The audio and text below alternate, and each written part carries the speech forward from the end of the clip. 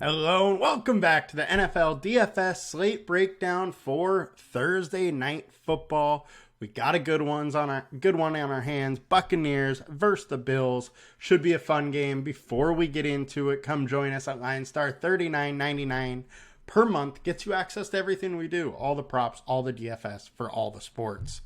If you don't want to enter, with $40 a month, you could always try one of our promo offers down there on the pricing page. We got Thrive, Sleeper, Underdog Fantasy, or Chalkboard. You can get 1 month free if you're a new customer to any of those sites.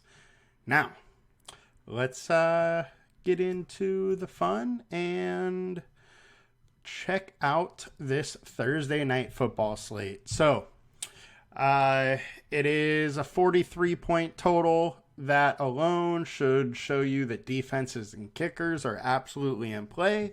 And then the Bills are big time 9-point favorites. We do have some injury news. Godwin is questionable. All reports show he will be fine in play. Same with Mayfield. And then on the Buffalo side, Dawson Knox is out, and it is the Kincaid show now.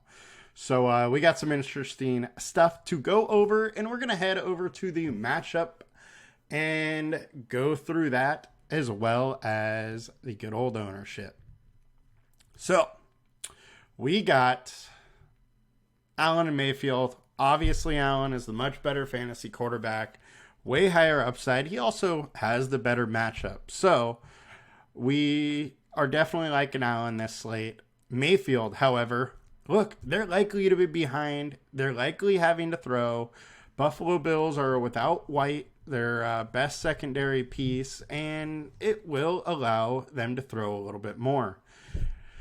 Do I absolutely love Mayfield? Nah. No, not a chance. He's average at best NFL quarterback, and be a hard time to see him as captain. He could, however, definitely be in a winning lineup. Now, obviously, the ownership projections are going to be pretty high on quarterback. So we don't really need to go into quarterback ownership there, but we will for the other slates. All right, so now we got good old running back here. So Tucker started as the 2. He's been kind of conceding some work to Keyshawn Vaughn. So Vaughn is really probably the RB2 that you would want if you wanted to go down that route, but I would not recommend it, seeing as they're not really likely to use the running back a lot, and Rachaad White is the one that gets most of the work. Unless he gets hurt, I wouldn't really expect any of the Bucs running backs to do much. Now, White is a capable pass catcher, and that is where he's going to have to do damage in this game. If he catches 6 for 65 like he did for Atlanta, then he is absolutely in play for the optimal lineup. On the other side, Cook is getting the majority of the work. He's getting about 55% of the work. By far the superior pass catcher to him and Murray, and that's where he is probably going to be doing damage. Tampa Bay is very tough versus the run, and you can expect Cook to probably chip in, 30 to 50 yards through the air, then whatever he can get on the ground and possibly a touchdown. The one downside for Cook is that we do have Latavius Murray there. He has been the goal line back, but it seems like Cook might be getting a few more goal line carries. He's been able to get a couple touchdowns recently, and it's really boosted his fantasy stock. And let's just go over to wide receiver while we're here. All right, so we got Trey Palmer with the best matchup on the slate.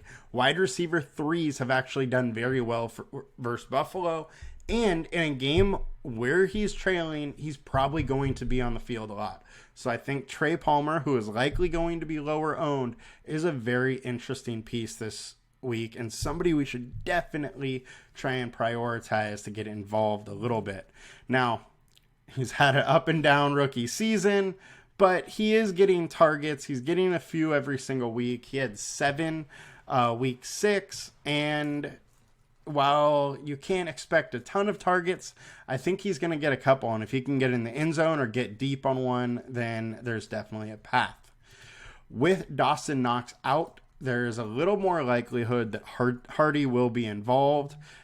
He's somebody that hasn't really got many targets, but for a wide receiver 3, it's kind of been a mix of them using Kincaid or Hardy, where, you know, sometimes he's not on the field and Kincaid is kind of playing that slot role instead. But in this situation, with Dawson Knox out, I would expect Hardy to be on the field a little bit more, and he is interesting as Tampa Bay has given it up to their wide receiver 3. So all in all, the deep wide receivers are looking interesting, and obviously the wide receiver 1, Stephon Diggs, is in a great matchup.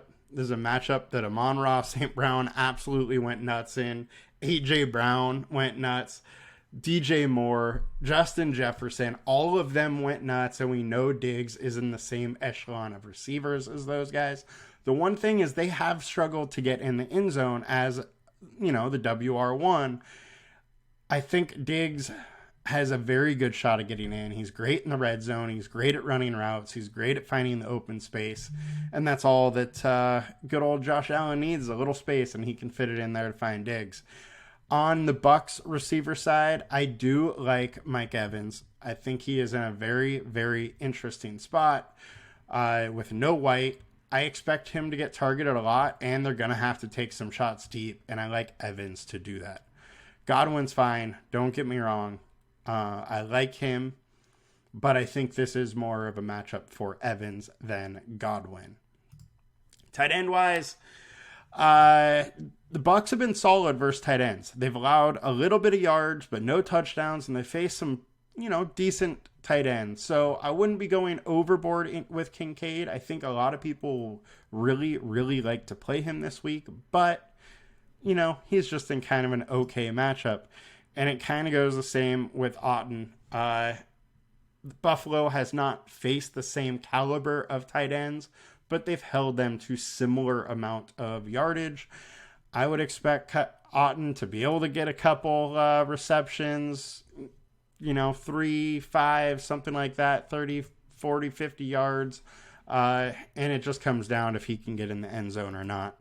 All right, now let's get over to the ownership. So we'll be on ownership for both DraftKings and FanDuel here.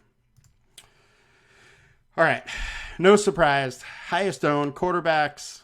And like always, we'll just take those away to show the flex spots. So pass catching options for Tampa Bay are flirting up to the top, as well as Diggs, which is no surprise.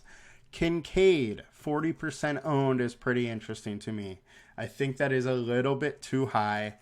The Bucs have been good about stopping tight ends from getting in the end zone, and that would make or break him. I do not mind getting less ownership and going to Diggs. Or less ownership with Hardy and less salary. I think there's a lot of different ways you can attack that. And honestly, Hardy and Kincaid likely have similar upside. They're just going to get it in different ways. Kincaid will get it from volume. It'll be 7 receptions for 70, 80 yards and a touchdown. That's his upside. Whereas Hardy's breaking a long play and getting it done that way with a touchdown. But both can get there.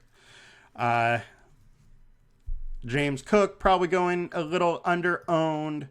Sherfield is a decent punt option. He has got a couple targets every week, and with Knox out, maybe there's a little more room for another pass catcher there. So he is a little bit interesting. And Latavius is absolutely interesting due to the fact that he has gotten goal line work. He gets a touchdown, and you can pretty much count him being in the optimal lineup. Trey Palmer, not getting owned. He's in a good spot, really good matchup. He's been on the field a lot. Maybe a little higher price than we'd like, but I think by all means I would be playing him and would be looking at using him. Quinton Morris, $200, and he's the backup tight end. There's absolutely a shot for him to get in the end zone with no Dawson Knox. And over on the good old FanDuel, Tampa Bay getting a lot of ownership. I don't know why. Buffalo, meanwhile, is going a little too low owned. Stephon Diggs is insanely expensive, but because of that lower own, and I would be all into that. I think he torches this team. I do not mind him at the captain. Obviously, Josh Allen is also in consideration of captain, but I love this ownership on a player like Diggs.